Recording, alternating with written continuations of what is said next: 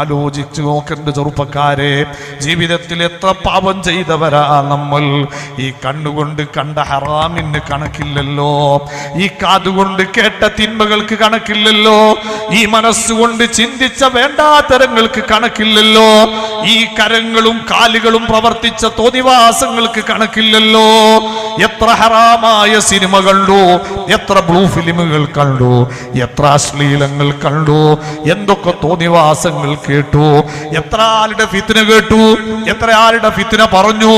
അല്ലേ, ഈ കൈ കൊണ്ട് എന്തൊക്കെ ഹറാമുകൾ എഴുതി വിട്ടു, എന്തൊക്കെ തോന്നിവാസങ്ങൾ രചിച്ചു വിട്ടു. കയ്യും കണക്കുമില്ലാത്ത പാപത്തിന്റെ പാണ്ഡം പേറി നടക്കുന്ന നമ്മൾ ഏത് സമയത്താണ് കിടക്കേണ്ടി വരിക എന്നറിയില്ല.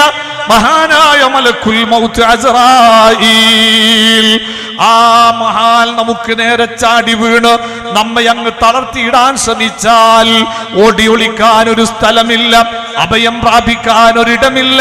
വമൽ നസലത്ത് ബിസാഹതിഹിൽ മനായാ വലാ അർളുൽ തഖീഹി വലാ സമാവൂ.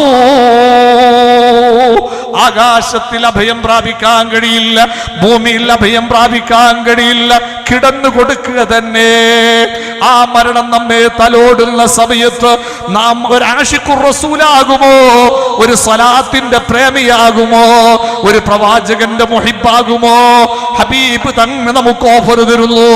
ആ മരണത്തിന്റെ സമയത്ത് ആരും അറിയാതെ മദീനത്തുൽ മുനവ്വറയിൽ നിന്ന് വന്ന് നിങ്ങളെ ഞാൻ ഏറ്റെടുക്കാൻ തയ്യാറാണെന്ന് നബി മുഹമ്മദുർ റസൂലുള്ളാഹി.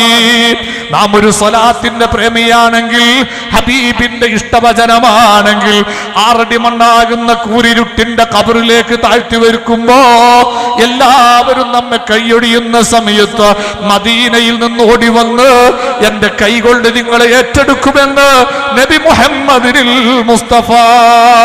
അല്ലാഹുവേ, അത്തരത്തിലുള്ള ഭാഗ്യത്തിന് സബബായി സദസ്സിനെ നീ ഏറ്റെടുക്കണേ റബ്ബേ. ഈ സദസ്സ് നീ ഇസ്സത്തോടെ ഖിയാമത്ത് നാൾ വരെ നിലനിർത്തണേ റബ്ബേ.